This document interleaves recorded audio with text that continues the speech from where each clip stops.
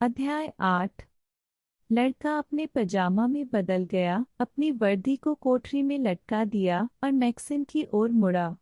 उम्मीदवार सिम अपनी खाट पर बैठा था, जिसे राडा ने उसके लिए एक खाली कोने में रख दिया। एक बूट निकाला और उसे अपने हाथ में पकड़ लिया और दूसरे को अभी तक नहीं उठाया था।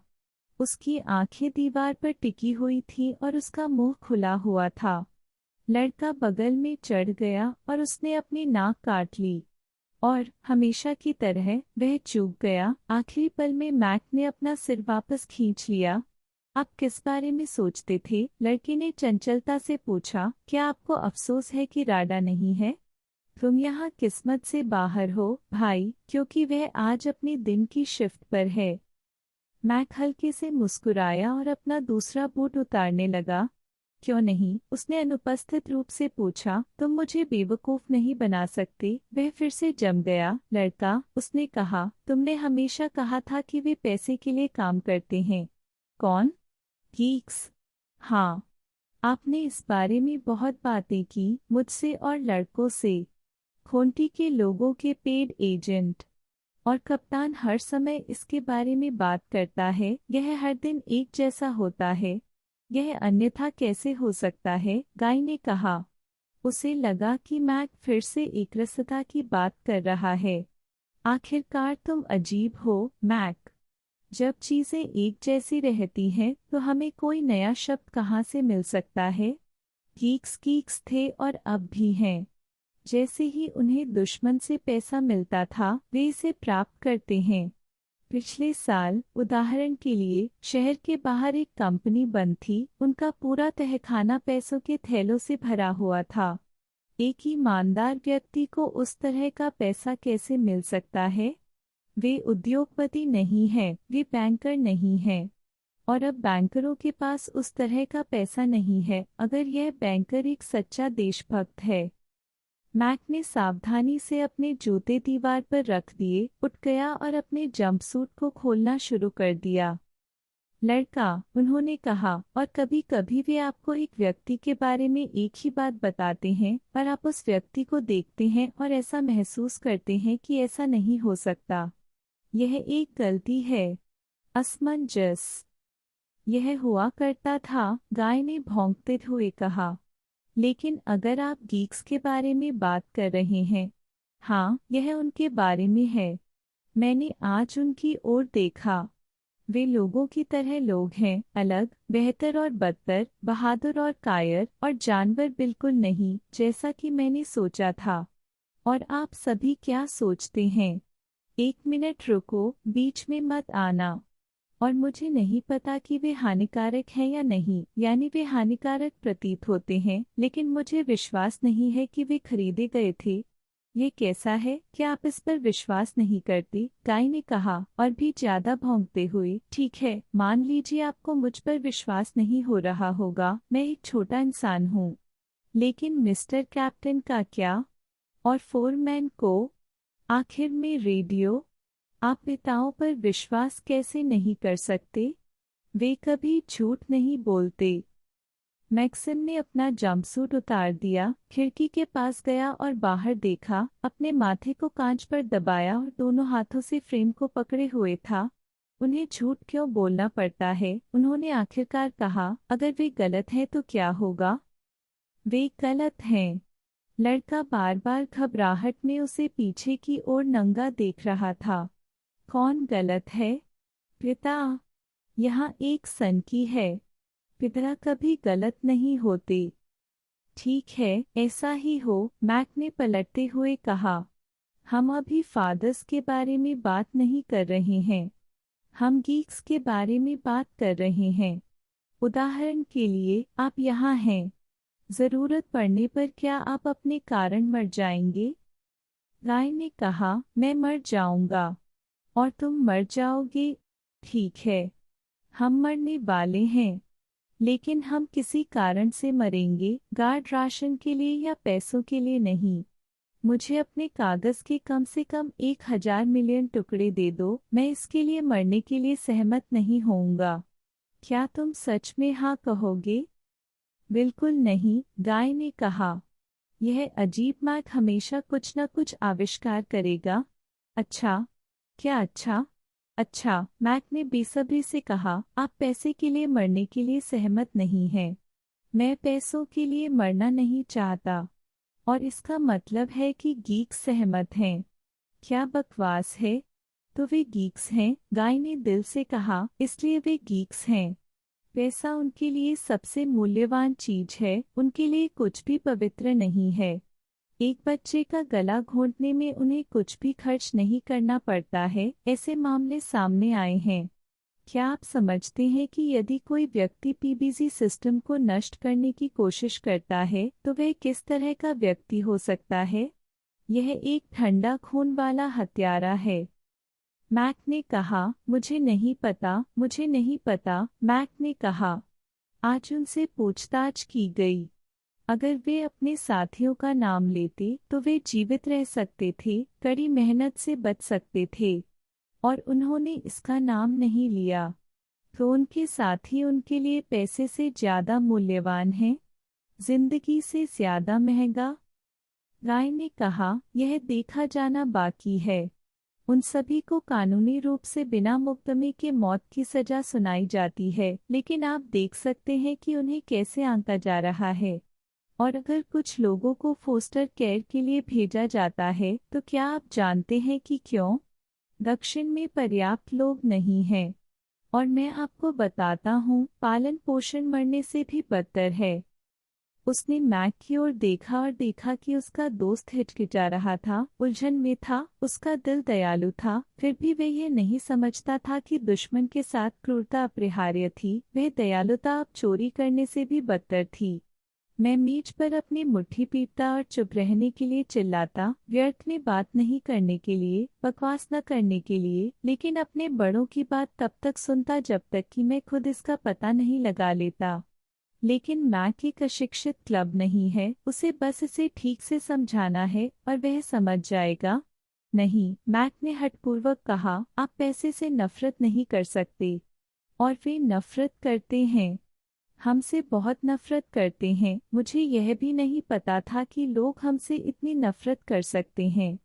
जितना वे आपसे नफरत करते हैं उससे कम आप उनसे नफरत करते हैं। और इसलिए मैं जानना चाहूंगा, किस लिए? सुनो, गाय ने कहा, मैं तुम्हें फिर से समझाऊंगा। सबसे पहले, वे गीक्स हैं। वे आम तौर पर सभी सामान्य लोगों से नफरत करते हैं। वे चूहों की तरह स्वाभाविक रूप से शातिर होते हैं। और फिर हम उनके रास्ते में आ जाते हैं। वे अपना काम करना चाहते हैं, पैसा पाना चाहते हैं और हमेशा के लिए खुशी से जीना चाहते हैं। और हम उनसे कहते हैं, रुको। अपने हाथों को अपने सिर के पीछे रखें।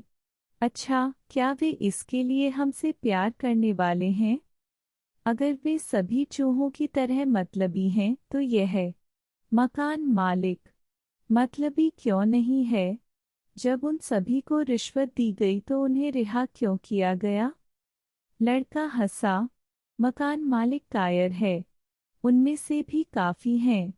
वे हमसे नफरत करते हैं लेकिन वे हमसे डरते हैं। उपयोगी गीक्स, कानूनी।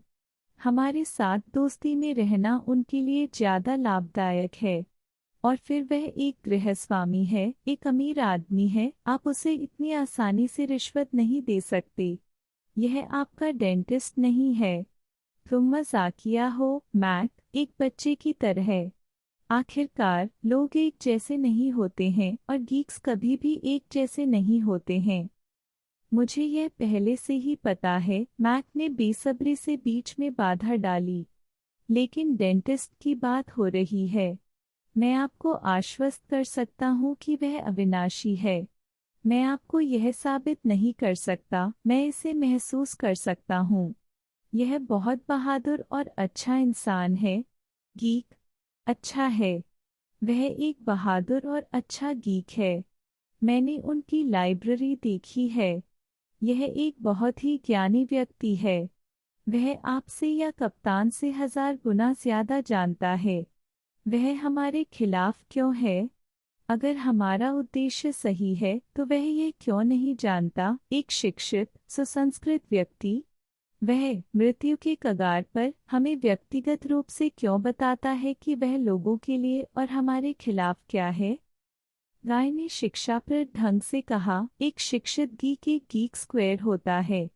एक गीक के रूप में वह हमसे नफरत करता है और शिक्षा उसे इस नफरत को सही ठहराने और फैलाने में मदद करती है। मेरे दोस्त, शिक्षा हमेशा अच्छी चीज नहीं होती है। यह मशीन गन की तरह है, यह इस बात पर निर्भर करता है कि इसे कौन पकड़ रहा है। मैक ने दृढ़ विश्वास के साथ कहा, शिक्षा हमेशा एक अच्छी चीज होती है। ठीक है, नहीं। मैं चाहूंगा कि खोटी के सभी लोग अशिक्षित हों। तब कम से कम हम हर समय परमाणु हमले की प्रतीक्षा करने के बजाय इंसानों की तरह रह सकते थे। हम उन्हें सजगता से शांत करेंगे। हाँ, मैक ने अतुलनीय लहजे में कहा। हम जानते हैं कि शांत कैसे किया जाता है। हम हिंसा नहीं चाहते हैं। तुम फिर से एक बच्चे की तरह हो। हम हिंसक नहीं हैं, लेकिन समय क्रूर है। हमें समझाने में खुशी होगी और यह सस्ता होगा और बिना रक्तपात के। और आप क्या चाहते हैं? अगर आप उन्हें किसी भी तरह से मना नहीं पाते हैं तो वे आश्वस्त हैं। मैक ने उसे बाधित किया, तो आप आश्वस्त हैं? और अगर एक जानकार व्यक्ति को यकीन हो जाता है कि वह सही है तो खोटी के पैसे का इससे क्या लेना देना है? लड़का इससे थक गया है।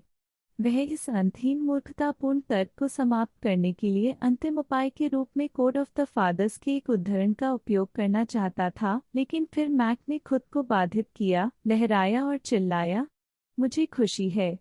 सोना बंद करो। पहरेदार भूखे हैं और महिलाओं की उदासीनता को याद करते हैं।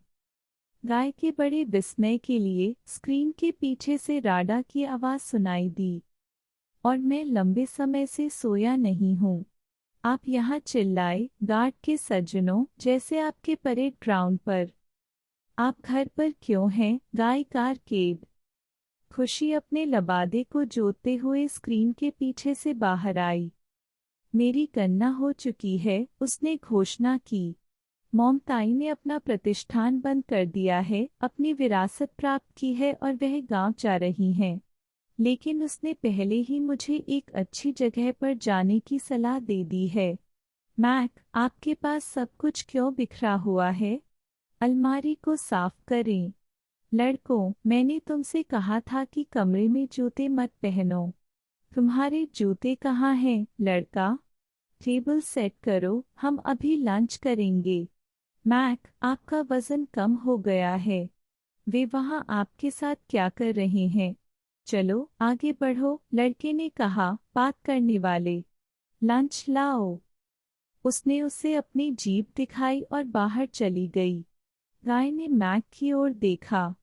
मैक अपनी सामान्य दयालु अभिव्यक्ति के साथ उसकी देखभाल करता था। क्या वह एक अच्छी लड़की है? लड़के ने पूछा और डर गया। मैक का चेहरा अचानक डर गया। तुम क्या हो? सुनो, मैक ने कहा, कुछ भी संभव है। अत्याचार करना शायद संभव भी है। आप बेहतर जानते हैं। लेकिन महिलाओं को गोली मारो। महिलाओं पर अत्याचार करो। उसने अपने जूते पकड़े और कमरे से बाहर निकल गया। लड़का चिल्लाया, दोनों हाथों से अपने सिर को जोर से खुजलाया और टेबल सेट किया। इस सारी बातचीत ने उसे एक अप्रिय परिणाम के साथ छोड़ दिया। किसी तरह का द्वंद्व। बेशक मैक अभी भी हरा भरा है और इस दुनिया से बाहर है, लेकिन किसी तरह उसने फिर से आश्चर्यजनक रूप से ऐसा किया। वह एक तर्कशास्त्री है, यही वह है, एक महान तर्कशास्त्री। अभी वह बकवास कर रहा था, लेकिन यह सब उसके लिए कितना तर्कसंगत था। गाय को यह स्वीकार करना पड़ा कि अगर यह इस बातचीत के लिए नहीं होता तो वह शायद ही खुद बहुत सरल विचार पर आता। गीक्स के बारे में मुख्य बात यह है कि वे गीक्स हैं। उस विशेषता को उनसे दूर ले जाएं और उनके खिलाफ अन्य सभी आरोप, विश्वासघात, नरभक्षण आदि बकवास में बदल जाते हैं। हाँ, बात यह है कि वे गीक्स हैं और सामान्य चीजों से नफरत करते हैं। यह पर्याप्त है और आप खोंटी कोल्ड के बिना कर सकते हैं। क्या खोंटियंस का मतलब गीक्स भी है? उन्होंने हमें यह नहीं बताया। और अगर वे गीक्स नहीं हैं, तो हमारे गीक्स को उनसे उतनी ही नफरत करनी चाहिए जितनी वे हमसे नफरत करते हैं। ओह, नरसंहार! धिक्कार है, यह तर्क है। जब मैक वापस आया तो गाय ने उस पर हमला किया। आपको कैसे पता चला कि राडा घर पर थी? कैसे, कहाँ से? यह जैसा था वैसा ही स्पष्ट था। और अगर आपको यह स्पष्ट था, नरसंहार, आपने मुझे चेतावनी क्यों नहीं दी? और तुम, मांसरक्ष, अजनबियों के सामने अपनी जीभ क्यों फैलाते हो? 33 बार मांसरक्ष। मैक भी पागल हो गया। यहाँ का बाहरी व्यक्ति कौन है, मांसरक्ष? खुश हैं? हाँ, आप सभी और आपके कप्तान मेरे लिए राडा से ज्यादा अजनबी हैं। मांसरक्ष। आधिकारिक रहस्यों के बारे में चार्टर क्या कहता है? मसारक्ष, मांसरक्ष। तुमने मुझे क्यों परेशान किया? मुझे नहीं पता था कि आपको नहीं पता था कि वह घर पर है। मुझे लगा कि तुम मुझसे मजाक कर रहे हो। और फिर हमने यहाँ किस तरह के आधिकारिक रहस्यों के बारे में बात की? सेवा के बारे में सब कुछ। आप अपनी सेवा में असफल हो जाएंगे, जिसे आपको अपनी बहन से छिपाना चाहिए। और किसी से भी, नरसंहार। उन्होंने हर कोने में रहस्य फैलाए हैं, घूमने के लिए कोई जगह नहीं है, आप अपना मुंह नहीं खोल सकते। और तुम भी मुझ पर चिल्ला रहे हो। मैं तुम्हें सिखा रहा हूँ, बेवकूफ, और तुम मुझ पर चिल्ला रहे हो। लेकिन मैक अब नाराज नहीं है। वह अचानक पास में था, गाय के पास हिलने डुलने का समय नहीं था। मजबूत हाथों ने उसकी बाजू निचोड़ ली, कमरा उसकी आंखों के सामने घूम रहा था और छत तेजी से हिल रही थी। लड़का हांफने लगा, गला घोंट दिया, और मैक, उसे धीरे से अपने सिर के ऊपर से बाहों में लिए हुए, खिड़की पर गया और कहा, अच्छा, आप अपने रहस्यों का क्या करते हैं? क्या आप खिड़की से बाहर जाना चाहते हैं? कितने बेवकूफ़ी भरे चुटकुले हैं, नरसंहार! लड़का चिल्लाया, समर्थन के लिए अपनी बाहों को बेतरतीब ढंग से लहराते हुए। क्या तुम खिड़की से बाहर जाना चाहोगे? ठीक है, रुको। गाय को स्क्रीन पर लाया गया और राडा के बिस्तर पर फेंक दिया गया। वह बैठ गया, अपने पजामा को समायोजित किया और बड़बड़ाया, धिक्कार है। वह अब गुस्से में भी नहीं था। और गीक्स के अलावा पागल होने वाला कोई नहीं था। उन्होंने टेबल सेट करना शुरू किया, फिर राडा सूप का एक बर्तन लेकर आए। उसके बाद अंकल कहन अपने कीमती फ्लास्क के साथ आए, जो उनके अनुसार अकेले ही उन्हें सर्दी और अन्य बुढ़ापे की बीमारियों से बचाता था। हम बैठ गए और सूप खाने लगे। चाचा ने एक गिलास पिया, अपनी नाक हवा में खींची और अपने दुश्मन, सहकर्मी शापशा के बारे में बात करने लगे, जिन्होंने फिर से इतनी प्राचीन छिपकली में ऐसी हड्डी के उद्देश्य के बारे में एक लेख लिखा था, और पूरा लेख मूर्खता पर आधारित था, जिसमें मूर्खता के अलावा कुछ भी नहीं था और मूर्खों के लिए डिजाइन किया गया था। अंकल कान सभी मूर्ख थे। विभाग में सहकर्मी मूर्ख हैं, कुछ मेहनती हैं, कुछ आलसी हैं। सहायक जन्म से ही बेवकूफ होते हैं, जिन्हें पहाड़ों में मवेशियों को चराना चाहिए, और सच कहो तो हमें नहीं पता कि वे ऐसा कर सकते हैं या नहीं। जहाँ तक छात्रों की बात है, तो लगता है कि अब युवा लोगों को बदल दिया गया है और छात्र भी सबसे चुनिंदा मूर्खता से बने हैं, जिससे एक उत्साही उद्यमी ने उन्हें मशीनों का उपयोग नहीं करने दिया और एक जानकार कमांडर ने सैनिक के रूप में स्वीकार करने से इनकार कर दिया। इसलिए जीवाश्म विज्ञान के भाग्य पर मुहर लग गई है। गाय को इसका बहुत अफसोस नहीं था। भगवान उन्हें आशीर्वाद दें, जीवाश्म अब उन पर निर्भर नहीं है और यह स्पष्ट नहीं है कि इस विज्ञान की आवश्यकता क्यों या किसे हो सकती है। लेकिन राडा अपने चाचा से बहुत प्यार करती थी और अपने सहयोगी शापशु की मूर्खता के बारे में उससे हमेशा भयभीत रहती थी और दुखी रहती थी कि विश्वविद्यालय के अधिकारियों ने अभियानों के लिए आवश्यक धन आवंटित नहीं किया। हालांकि आज बातचीत किसी और चीज के बारे में थी। खुशी है जिसने नरक्ष अभी भी अपनी स्क्रीन के पीछे सब कुछ सुन रहा था, अचानक अपने चाचा से पूछा कि गीक्स आम लोगों से कैसे अलग हैं। गाय ने मैक को खतरनाक तरीके से देखा और सुझाव दिया कि राडा उसके परिवार और दोस्तों की भूख खराब न करे, बल्कि साहित्य को बेहतर तरीके से पढ़े। हालांकि मेरे चाचा ने कहा कि यह साहित्य मूर्खों के सबसे बेवकूफ लोगों के लिए लिखा गया था, कि लोग शिक्षा विभाग कल्पना करता है कि हर कोई खुद की तरह अनजान है, कि गीक्स का मुद्दा उतना सरल और छोटा नहीं है जितना कि वे एक निश्चित जनमत बनाने के लिए इसे चित्रित करने की कोशिश करते हैं, और यह कि या तो हम यहाँ सुसंस्कृत लोगों के रूप में होंगे या हमारे बहादुर लोगों की तरह, लेकिन अफसोस बैरक में कम पढ़े लिखे अधिकारी। मैक ने विविधता के लिए सुसंस्कृत बनने की पेशकश की। मेरे चाचा ने एक और ग्लास पिया और इस सिद्धांत को प्रस्तुत करना शुरू किया जो अब वैज्ञानिक हलकों में व्यापक रूप से उपयोग किया जाता है, कि गीक्स विकिरण के संपर्क में आने के परिणाम स्वरूप मीर के चेहरे पर दिखाई देने वाली एक नई प्रजाति से ज्यादा कुछ नहीं है। अंकल ने अपनी उंगली उठाते हुए कहा, गीक्स निश्चित रूप से खतरनाक हैं, लेकिन वे आपके सस्ते पैम्फलेट गाय से कहीं ज्यादा खतरनाक हैं, जो फूल्स फॉर फूल्स द्वारा लिखे गए हैं।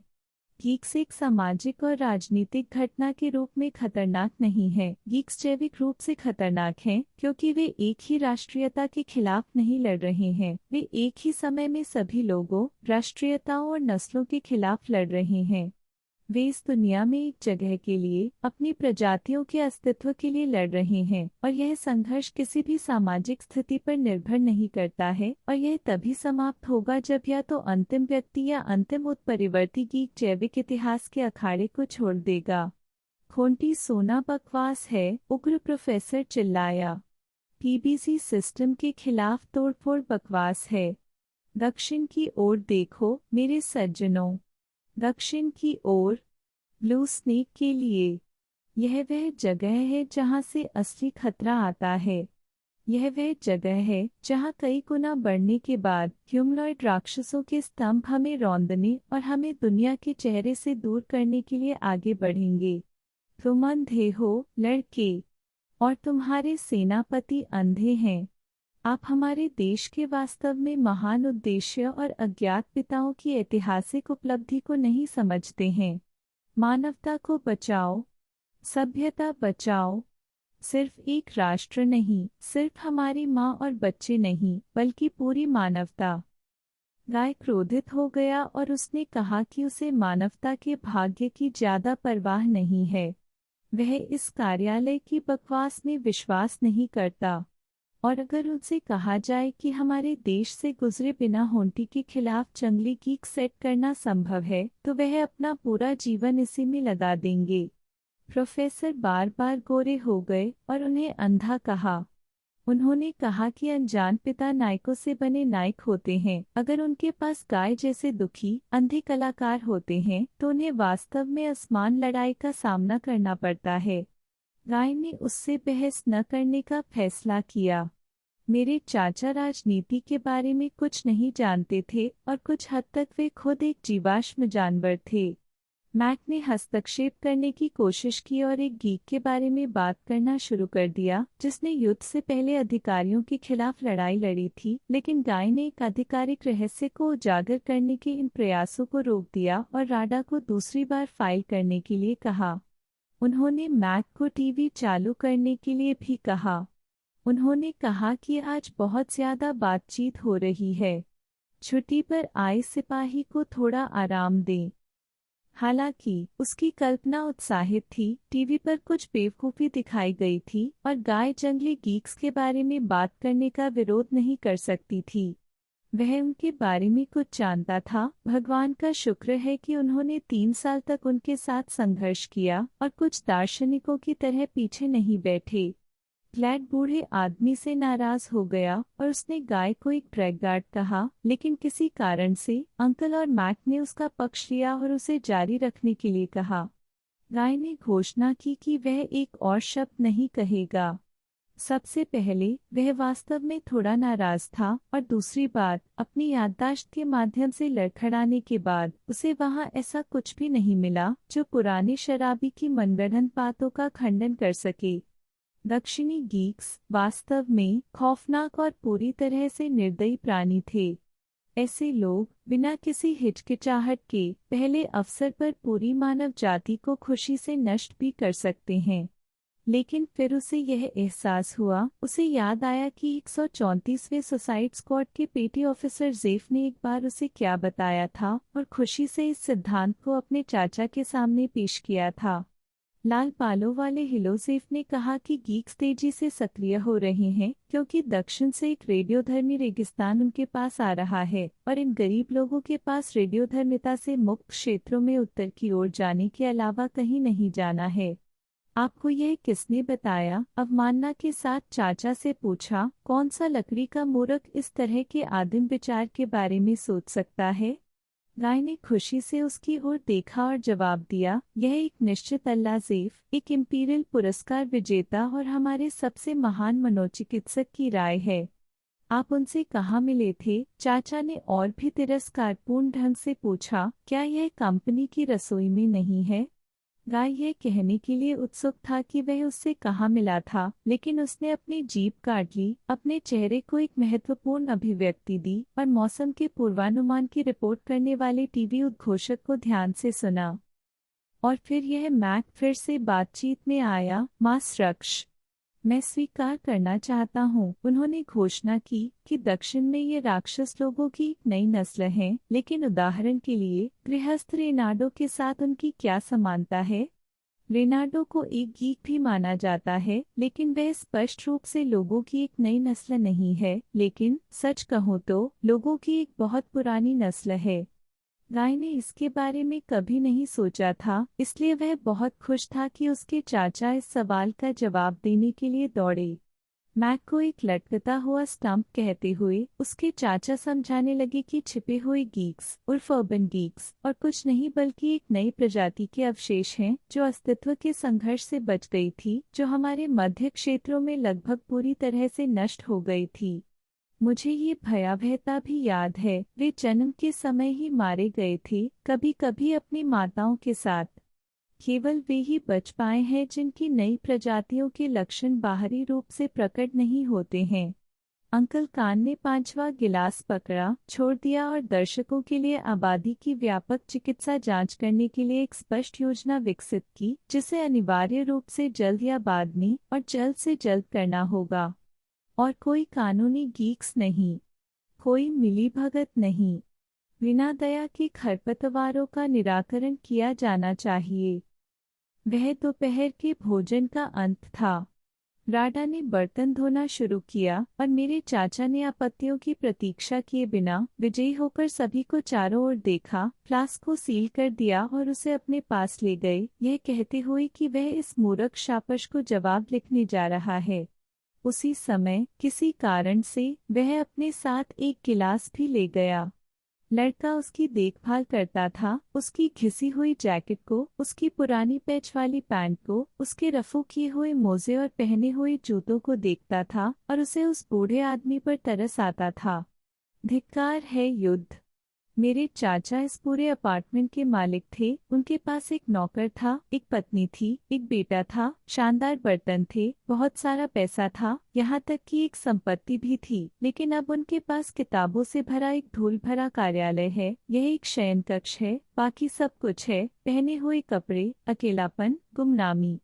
हाँ, वह अपनी इकलौती कुर्सी को टीवी की ओर ले गया, स्ट्रेच आउट किया और स्क्रीन पर नींद से देखा। मैक कुछ देर तक साथ साथ बैठा रहा, फिर तुरंत और चुपचाप, जब वह इसे अकेले कर सकता था, गायब हो गया और उसने खुद को दूसरे कोने में पाया। उसने गाय की छोटी सी लाइब्रेरी खोदी, एक पाठ्य पुस्तक निकाली और अपनी अलमारी के सामने अपने कंधे के बल खड़े होकर उसे पलटना शुरू कर दिया। राडा ने मेज को साफ किया, गाय के बगल में बैठ गया और बुनाई करने लगा, कभी कभार स्क्रीन की ओर देखता। घर में शांति, संतुष्टि और शांति का राज था। लड़का झपकी ले रहा था। उसने बकवास का सपना देखा कि उसने एक लोहे की सुरंग में दो गीक्स को पकड़ा, उनसे पूछताछ करना शुरू किया और अचानक पाया कि गीक्स में से एक मैक था और दूसरे गीक ने धीरे और विनम्रता से मुस्कुराते हुए गाय से कहा, आप हर समय गलत रहे हैं, आपकी जगह हमारे साथ है और कप्तान सिर्फ एक पेशेवर हत्यारा है, बिना किसी देशभक्ति के, वास्तविक वफादारी के बिना। वह बस आपकी तरह मारना पसंद करता है। एमपी सूप और गाय को अचानक एक संदेह महसूस हुआ। उसे लगा कि अभी वह अंत तक सब कुछ समझ जाएगा, एक और सेकंड में, और कोई सवाल नहीं बचेगा। यह असामान्य स्थिति इतनी दर्दनाक थी कि उसका दिल रुक गया और वह जाग गया। मैक और राडा ने चुपचाप कुछ बकवास के बारे में बात की, समुद्र में तैरना, रेत, गोले। उन्होंने उनकी बात नहीं सुनी। उसे अचानक यह विचार आया, क्या वह वास्तव में किसी भी संदेह, हिचकिचाहट, अनिश्चितताओं में सक्षम है? लेकिन उसे अपने सपने पर शक हुआ। क्या इसका मतलब यह है कि वह वास्तव में उसी स्थिति पर संदेह करेगा?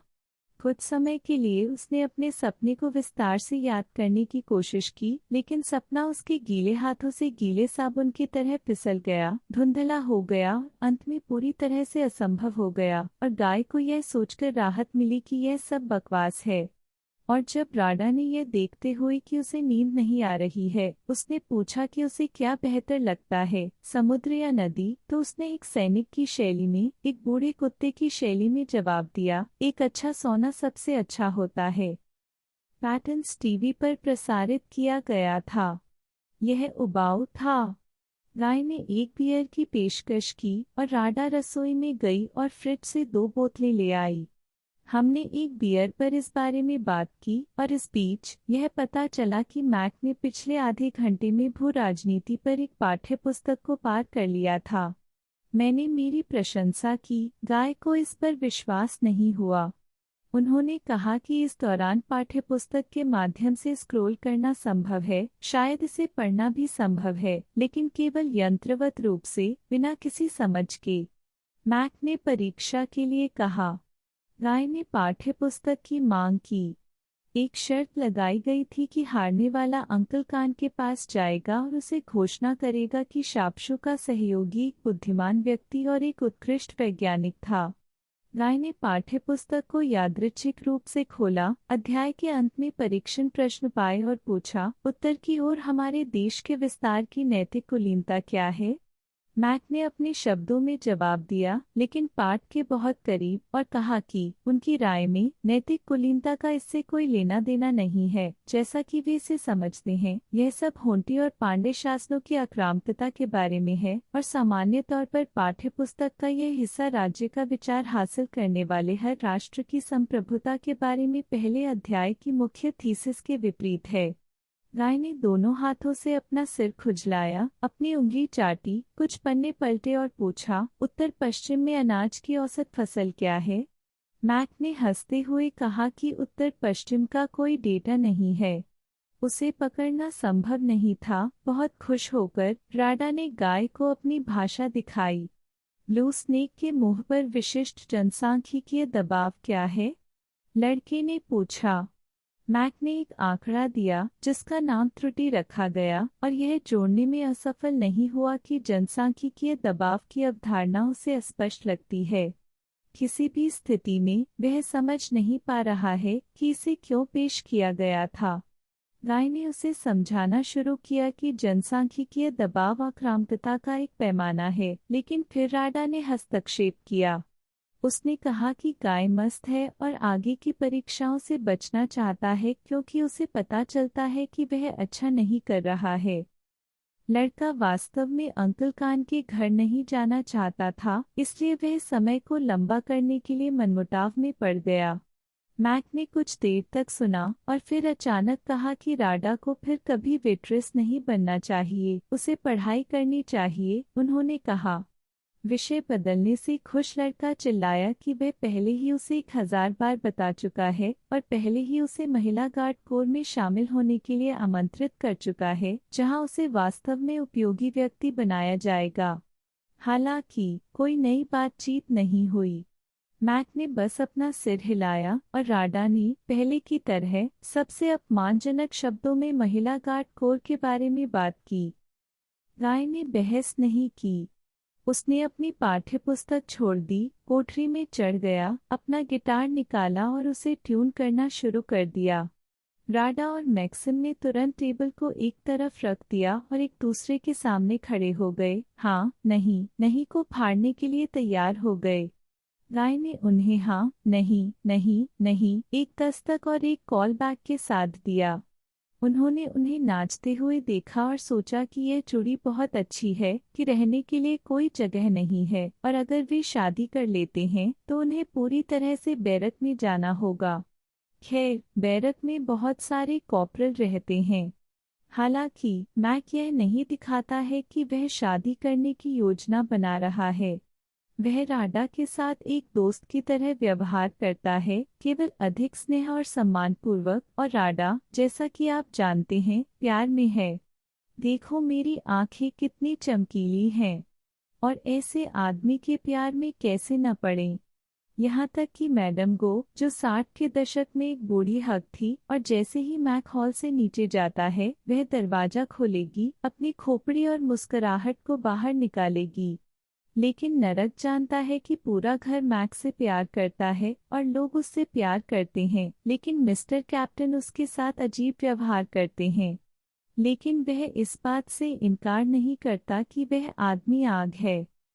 इस जोड़े ने तब तक नृत्य किया जब तक वे गिर नहीं गए। मैक ने गाय का गिटार लिया, इसे अपने शानदार तरीके से फिर से व्यवस्थित किया और उनके अजीब पहाड़ी गाने गाना शुरू कर दिया। हजारों गाने और एक भी गाने जो मुझे नहीं पता। और हर बार कुछ नया। और यहाँ अजीब बात है, आप एक भी शब्द नहीं समझते हैं, लेकिन आप सुनते हैं और फिर आप रोना चाहते हैं, फिर आप बिना संयम के हंसते हैं। राडा ने पहले ही कुछ गाने याद कर लिए हैं और अब उन्होंने 7 गाने की कोशिश की है। उसे विशेष रूप से एक लड़की के बारे में मजेदार गीत, मैक अनुवादित, पसंद आया, जो एक पहाड़ पर बैठी अपने प्रेमी की प्रतीक्षा कर रही है और उसका प्रेमी उससे नहीं मिल सकता है। एक बात उसे परेशान करती है, फिर दूसरी। गिटार बजाते और गाते समय उन्होंने सामने वाले दरवाजे की अंगूठी नहीं सुनी। एक दस्तक हुई और मिस्टर कैप्टन चाचू का समाचार अधिकारी कमरे में गिर गया। श्रीमान कॉर्पोरल, मुझे आपसे संपर्क करने दें। वह भौंकने लगा, राडू की ओर देख रहा था। मैक ने खेलना बंद कर दिया है। गाय ने कहा, कृपया हमसे संपर्क करें। श्री कैप्टन ने आपको और कैंडिडेट सिम को तुरंत कंपनी के कार्यालय में आने का आदेश दिया। कार नीचे की ओर है। लड़का उछल पड़ा। आगे बढ़ो, उन्होंने कहा। कार में रुको, हम अभी नीचे जाएंगे। जल्दी से तैयार हो जाओ, उसने मैक्सिम से कहा। राडा ने एक बच्चे की तरह गिटार उठाया और पीछे हटते हुए खिड़की के पास खड़ी हो गई। गाय और मैक जल्दी से तैयार हो गए। आपको ऐसा क्यों लगता है? मैक से पूछा। मुझे कैसे पता चलेगा? लड़का बड़बड़ाया, शायद कोई ट्रेनिंग अलार्म होगा। मैक ने कहा, मुझे यह पसंद नहीं है। गाय ने इसे देखा और बस मामले में रेडियो चालू कर दिया। रेडियो पर दैनिक व्यवसायी महिलाओं के बीच निष्क्रिय बातचीत प्रसारित की जाती थी। उन्होंने कपड़े पहने, अपनी बेल्ट कस ली और गाय ने कहा, मुझे खुशी है कि हम गए। आगे बढ़ो, राडा ने बिना मुड़े कहा। चलो चलते हैं, मैक, गाय ने अपनी बेरेट को ताली बजाते हुए कहा। मुझे कॉल करो, राडा ने कहा। अगर आपको देर हो गई है तो कॉल करना सुनिश्चित करें। वह कभी मुड़ी नहीं। वेस्टोवॉय ने सावधानी से गाय के लिए दरवाजा खोला। बैठ जाओ और चलो चलते हैं।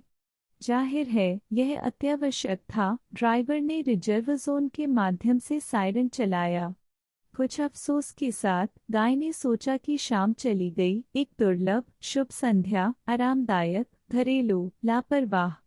लेकिन यह एक पहरेदार की जिंदगी है। अब वे आपको एक टैंक में बैठकर शूट करने का आदेश देंगे, बियर की बोतल के ठीक बाद, आरामदायक पजामा के बाद, गिटार गाने के बाद।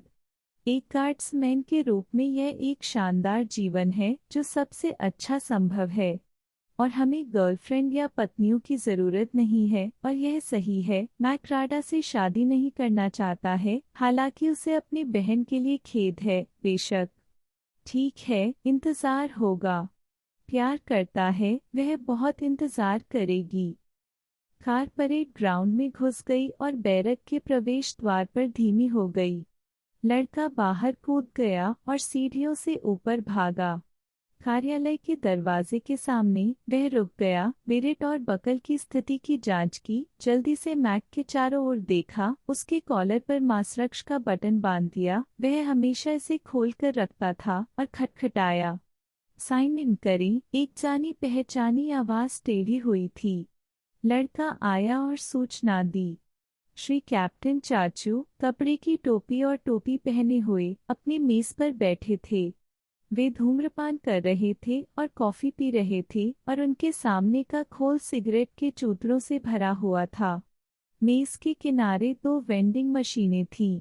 मिस्टर कैप्टन धीरे धीरे उठे, दोनों हाथों से मेज पर जोर से झुक गए और मैक से थककर बोले, कैंडिडेट सिम, आप एक उत्कृष्ट सेनानी और हथियारों में एक वफादार साथी साबित हुए हैं। मैंने ब्रिगेड कमांडर से कहा कि आप जल्दी ही मिलिट्री गार्ड का पूरा सैनिक बना दें। आपने अग्नि परीक्षा काफी सफलतापूर्वक उत्तीर्ण की। आखिरी परीक्षा बाकी है, रक्त परीक्षण। लड़के का दिल खुशी से उछल पड़ा। उसे उम्मीद नहीं थी कि यह इतनी जल्दी हो जाएगा। शाबाश कैप्टन, इसका यही मतलब है, एक पुराना योद्धा। और मैंने, एक मूर्ख, नाटक किया कि वह मैक के लिए खुदाई कर रहा है। गाय ने मैक की ओर देखा और उसका आनंद थोड़ा कम हो गया। मैक का चेहरा पूरी तरह से लकड़ी का था, उसकी आंखें हिल गई थीं, सब कुछ सामान्य था, लेकिन अभी हमें नियमों का इतनी सख्ती से पालन नहीं करना पड़ेगा। मैं आपको एक आदेश दे रहा हूँ, कैंडिडेट सिम, श्री कैप्टन ने मैक को एक कागज का टुकड़ा सौंपते हुए जारी रखा। यह पहला लिखित आदेश है जो आपको व्यक्तिगत रूप से संबोधित किया गया है। मुझे उम्मीद है कि यह आखिरी वाला नहीं है। इसे पढ़ें और इस पर हस्ताक्षर करें। मैक ने ऑर्डर लिया और इसे देखा। लड़के का दिल फिर से डूब गया, खुशी से नहीं, बल्कि किसी तरह के कुबड़ से। मैक का चेहरा अभी भी स्थिर था और सब कुछ ठीक लग रहा था, लेकिन अपनी कलम उठाने और हस्ताक्षर करने से पहले वह थोड़ा हिचकिचाया। श्री कैप्टन ने हस्ताक्षर की जांच की और शीट को टैबलेट में डाल दिया। कॉर्पोरल गाल, उन्होंने टेबल से एक सीलबंद लिफाफा लेते हुए कहा, गार्ड रूम में जाओ और दोषियों को लाओ। मशीन गन ले लो। नहीं, यह किनारे पर है। लड़का लिफाफा ले गया, बंदूक को अपने कंधे पर लटका दिया, मुड़ा और दरवाजे की ओर चल पड़ा।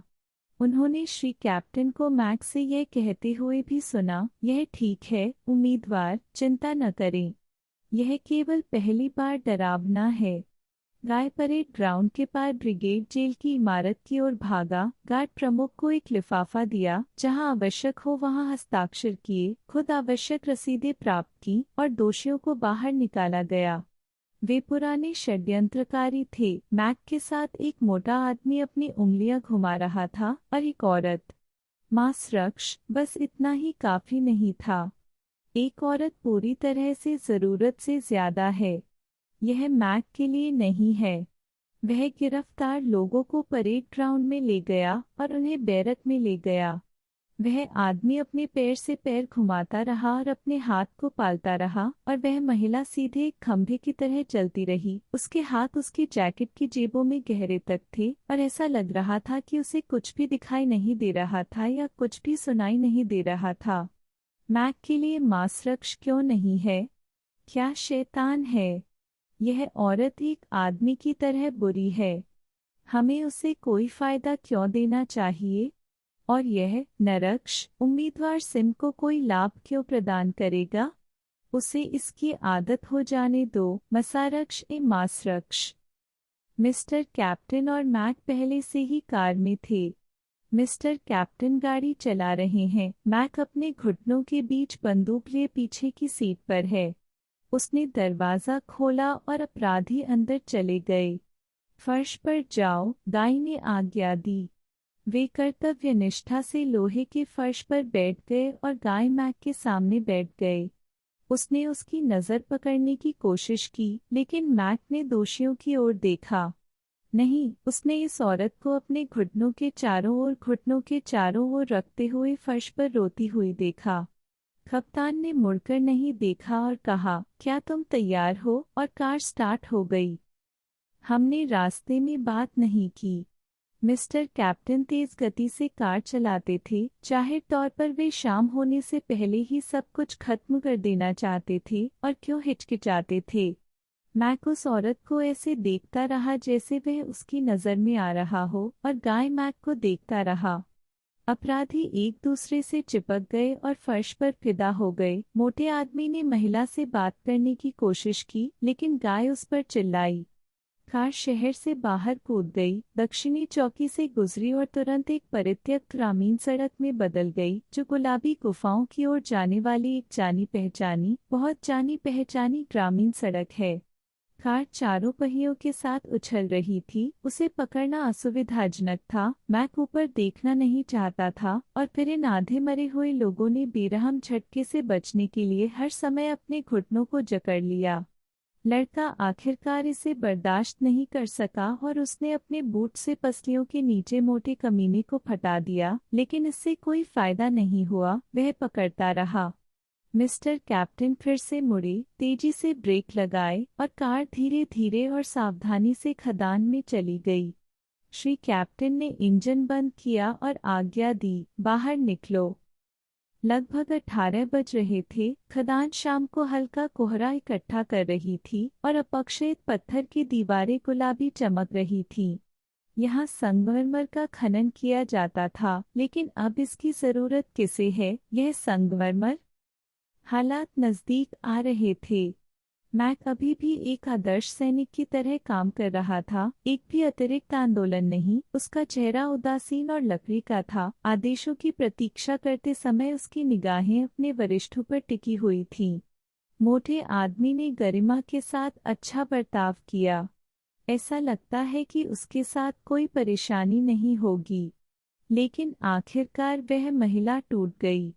उसने अपनी मुट्ठियों को बेतरतीब ढंग से जकड़ लिया, उन्हें अपनी छाती पर दबाया और उन्हें फिर से नीचे रख दिया। और गाय ने सोचा कि वह उन्मादी हो जाएगी, लेकिन ऐसा लग रहा था कि आखिरकार उसे फांसी की जगह तक नहीं घसीटना पड़ेगा।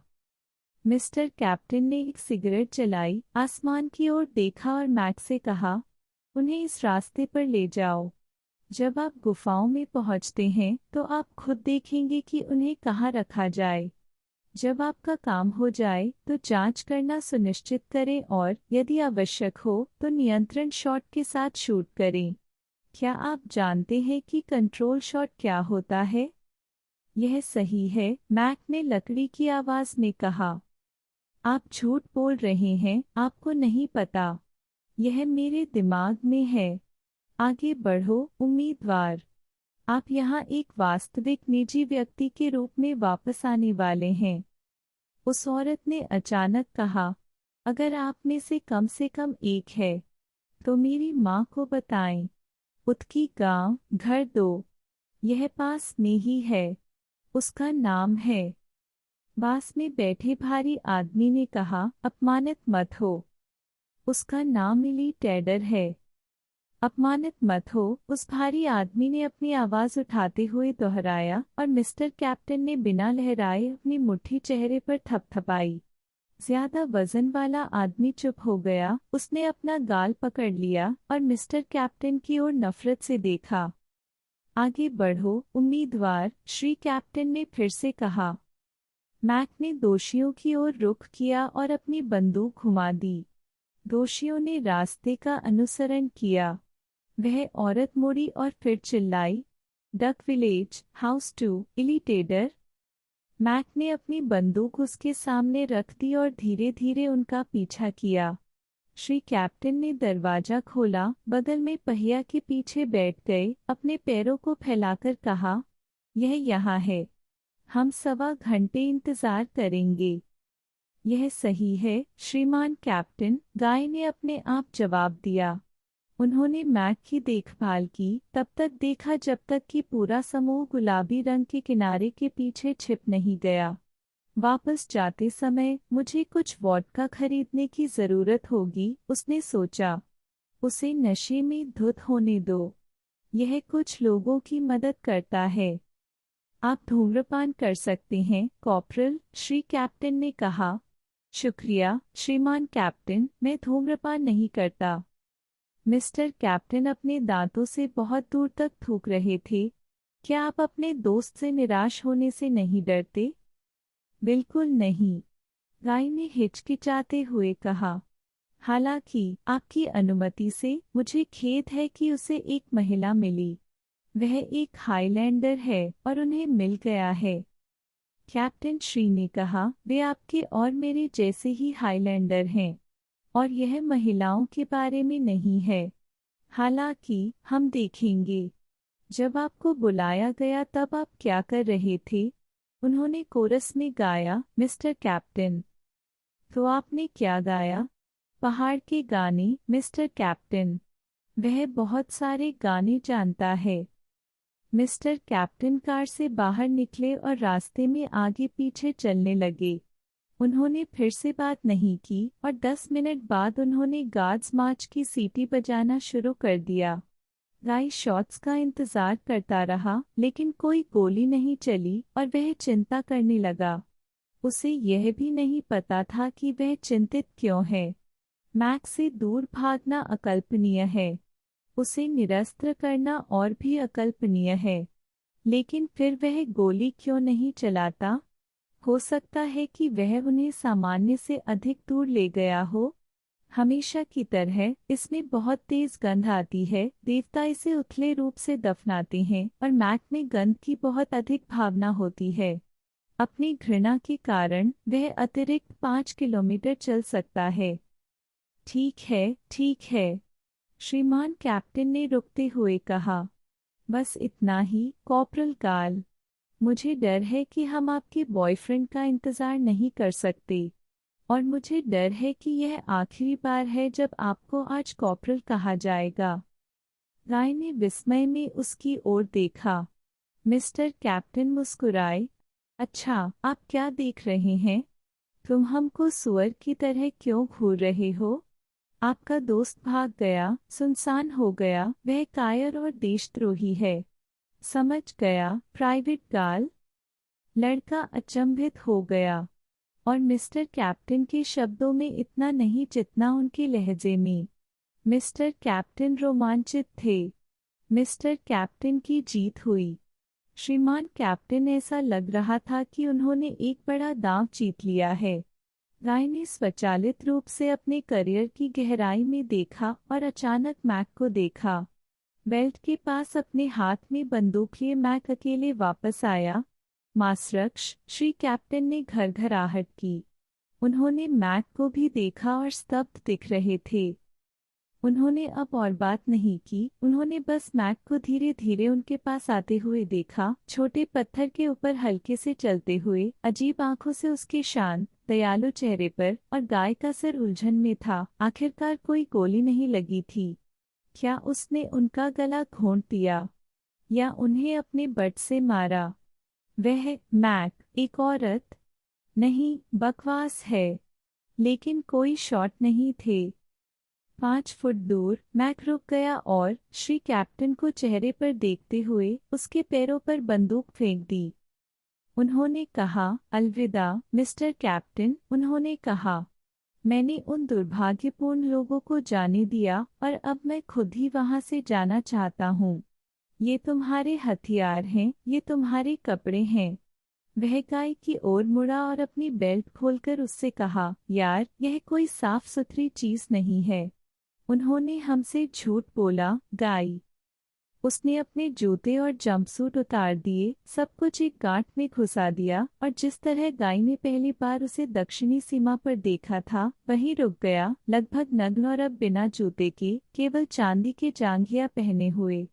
वह कार के पास गया और यूनिट को रेडिएटर पर रख दिया। लड़का भयभीत था।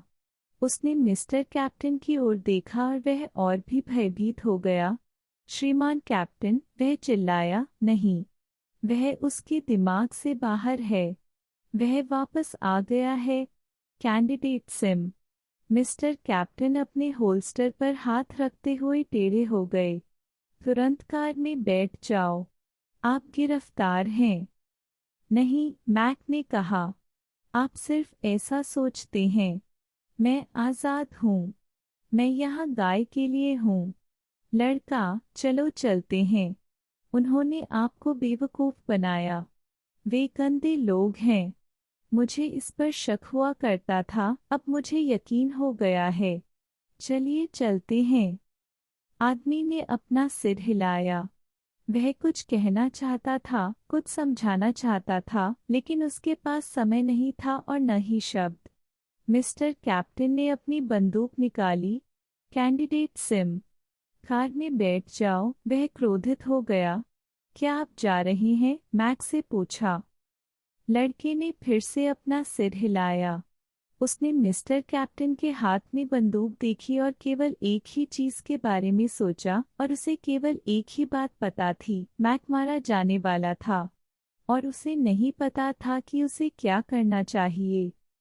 ठीक है, मैक ने कहा, मैं तुम्हें ढूंढने जा रहा हूँ। मैं आपको ढूंढने जा रहा हूँ। तुम यहाँ से संबंधित नहीं हो। राडू को चूमो, अलविदा।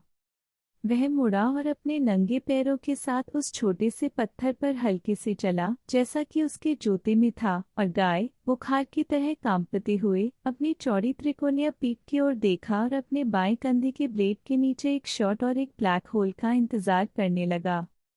कैंडिडेट सिम, श्री कैप्टन ने अपनी आवाज उठाए बिना कहा, मैं उन्हें वापस लौटने का आदेश देता हूँ।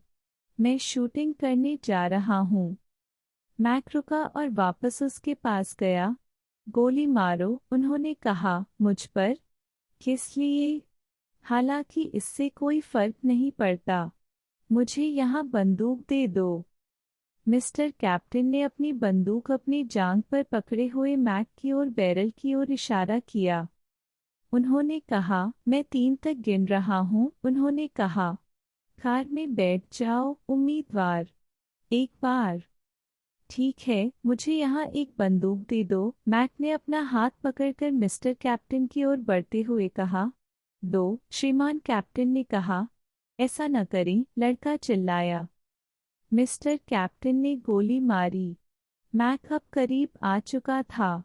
लड़के ने देखा कि कैसे गोली उसके कंधे में लगी और कैसे वह डगमगा गया जैसे कि वह किसी बाधा से टकरा गया हो। तुम मूर्ख हो, मैक ने कहा। मुझे यहाँ एक हथियार दे दो, तुम दुष्ट मूर्ख हो। वह रुका नहीं, वह मिस्टर कैप्टन के पास जाता रहा, एक हथियार के लिए अपना हाथ पकड़े रहा, और अचानक उसके कंधे के छेद से खून निकल गया। और मिस्टर कैप्टन एक अजीब सी चरमराती आवाज निकालते हुए पीछे हट गए और बहुत तेजी से लगातार 3 बार उनके चौड़े भूरे सीने में गोली मार दी। मैक को फेंक दिया गया। वह अपनी पीठ के बल गिर गया, तुरंत ऊपर कूद गया, फिर से नीचे गिर गया, उठ गया, और मिस्टर कैप्टन तनाव के साथ नीचे झुकते हुए उस पर 3 और गोलियां चलाईं। खसखस उसके पेट के बल गिर गया और जम गया। गाय की आंखों के सामने सब कुछ तैर रहा था और वह बैंडवागन पर बैठ गया। उसके पैर उसे पकड़ नहीं पाए। उसके कानों में अभी भी वह घिनौना मोटा क्रंच था जिसके साथ इस अजीब और प्यारे आदमी के शरीर में गोलियां घुस गईं। फिर उसे होश आया, लेकिन वह अपने पैरों पर वापस आने का जोखिम उठाए बिना कुछ देर तक बैठा रहा। मैक का भूरा शरीर गुलाबी और सफ़ेद पत्थरों के बीच पड़ा था और चट्टान की तरह गतिहीन था। मिस्टर कैप्टन एक ही जगह पर खड़े थे और अपनी बंदूक तैयार रखते हुए काफी देर तक लालच से धूम्रपान करते रहे। उन्होंने गाय की ओर नहीं देखा। फिर उसने उसे अंत तक पूरा किया, अपने होठों तक, खुद को जला लिया, अपने सिगरेट के बट को फेंक दिया और पीड़ित की ओर 2 कदम बढ़ाए। लेकिन दूसरा चरण बहुत छोटा था। श्री कैप्टन चाचू ने करीब आने की हिम्मत नहीं की। उन्होंने 10 कदमों से एक कंट्रोल शॉट दागा। वह निशान से चूक गया। लड़के ने मैक के सिर के पास चट्टान की धूल के छींटे देखे। मासरक्ष, मिस्टर कैप्टन फुफकारते हुए अपनी बंदूक अपने पिस्तौलदान में डालने लगे। उसने अपने होल्स्टर को बहुत देर तक अंदर रखा और फिर वह अपने होल्स्टर को बांध नहीं सका और फिर गाय के पास गया, अपने अपंग हाथ से उसकी छाती पर वर्दी से उसे पकड़ लिया, उसे झटका दिया और उसके चेहरे पर जोर से सांस लेते हुए एक शराबी की तरह उसके शब्दों को फैलाते हुए बोला, ठीक है, तुम एक कॉर्पोरल बने रहोगे, लेकिन आपके पास गार्ड में करने के लिए कुछ भी नहीं है। आप सेना में अपने स्थानांतरण के बारे में एक रिपोर्ट लिखेंगे। कार में बैठ जाओ। यहाँ बदबू आ रही है। यहाँ बदबू आ रही है, पोप ने कहा। सच में, ससुर ने कहा, और मुझे यह महसूस नहीं हो रहा है। बदबू आ रही है, बदबू आ रही है, बहनोई ने अश्लील तरीके से कहा। किसी तरह का सड़ा हुआ। यह कचरे के ढेर की तरह है। दीवारें सड़ गई होंगी, पोप ने फैसला किया। कल मैंने एक नया टैंक देखा, ससुर ने कहा। वैम्पायर। बिल्कुल सही सीलेंट। 1000 डिग्री तक का थर्मल बैरियर। पोप ने कहा, वे शायद दिवंगत सम्राट के नीचे सड़ गए थे, लेकिन तख्ता पलट के बाद कोई मरम्मत नहीं हुई। मंजूर है, टेस्टी शूरन से पूछा। स्वीकृत, ससुर ने कहा। कन्वेयर पर कब जाएं, जीजा ने पूछा। पहले से ही, ससुर ने कहा।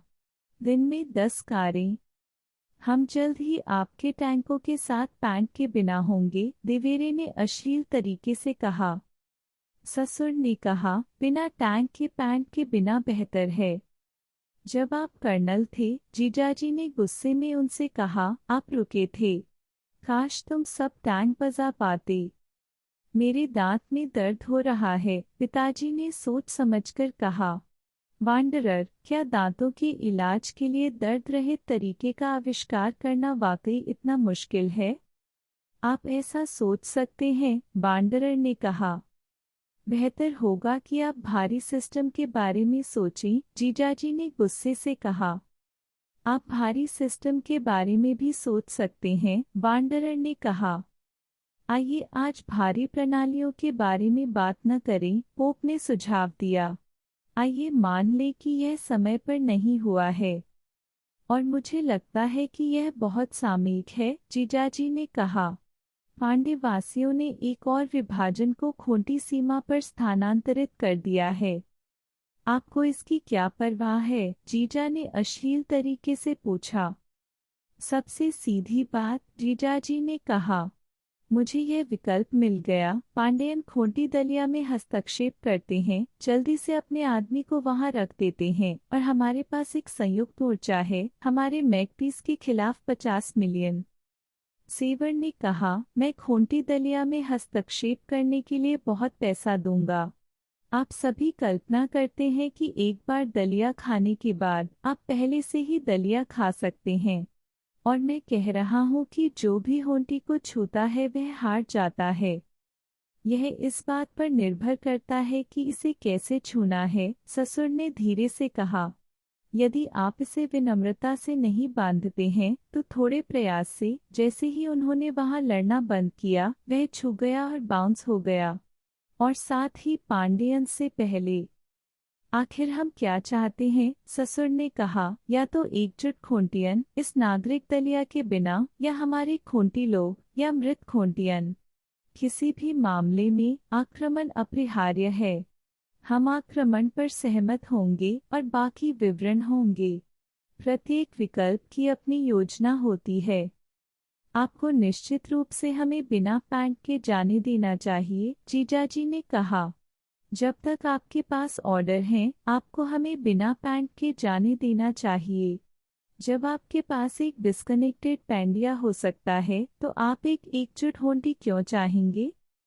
जासूसी की बकवास, बहनोई ने बिना किसी को संबोधित किए कहा। यह मजाकिया नहीं है, डेवर ने कहा। मैं अवास्तविक विकल्पों की पेशकश नहीं कर रहा हूँ।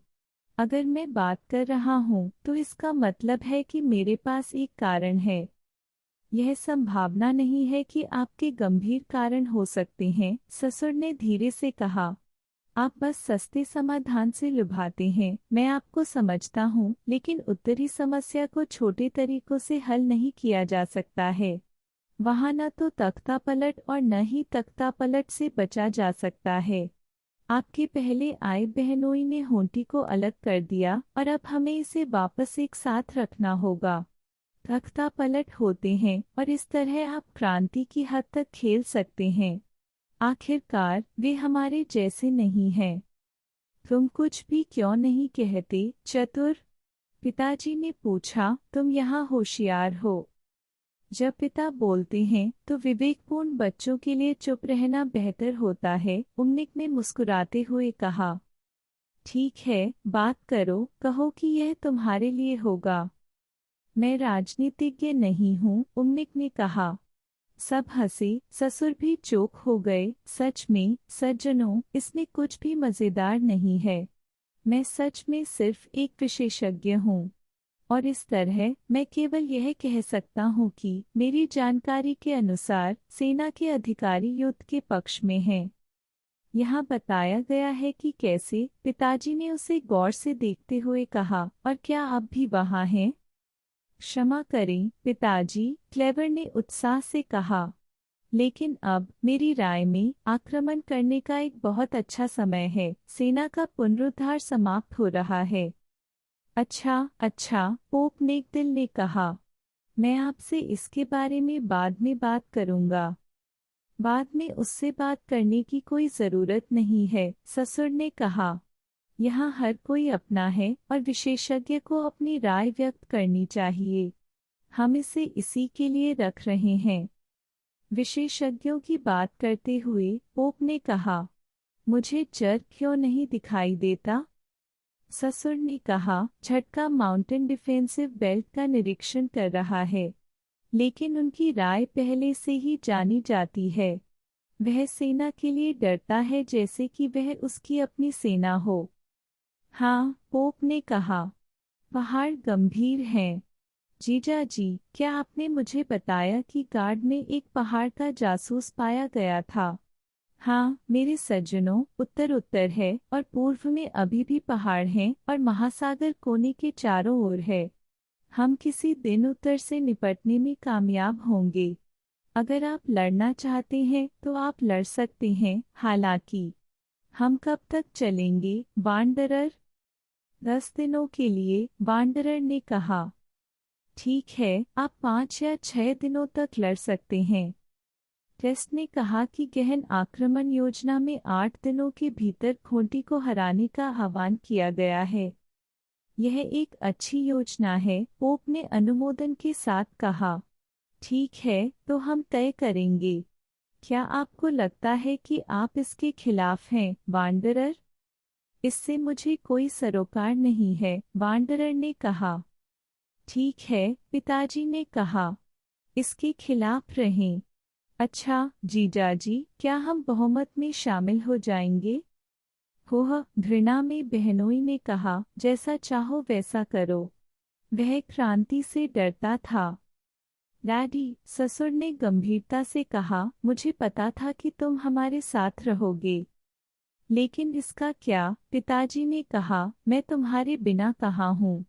मुझे याद है कि खोंटी गवर्नरेट जनरल में मेरी कुछ खदानें थीं, तांबे की खदानें। अब वे कैसे हैं, मुझे आश्चर्य है। हाँ, चतुर। लेकिन जनता की राय को व्यवस्थित करना शायद जरूरी होगा। आप शायद पहले से ही कुछ लेकर आए हैं, क्योंकि आप यहाँ स्मार्ट हैं। बेशक, पिताजी, उम्निक ने कहा। सब कुछ तैयार है। हत्या का कोई प्रयास? या टावरों पर हमला? अभी जाओ और मुझे रात के लिए सामग्री तैयार करवाओ और हम यहाँ तारीखों के बारे में चर्चा करेंगे। जब उम्निक के लिए दरवाजा बंद हुआ तो पोप ने कहा। क्या आप हमें ब्लिस्टर, वांडरर के बारे में कुछ बताना चाहते थे?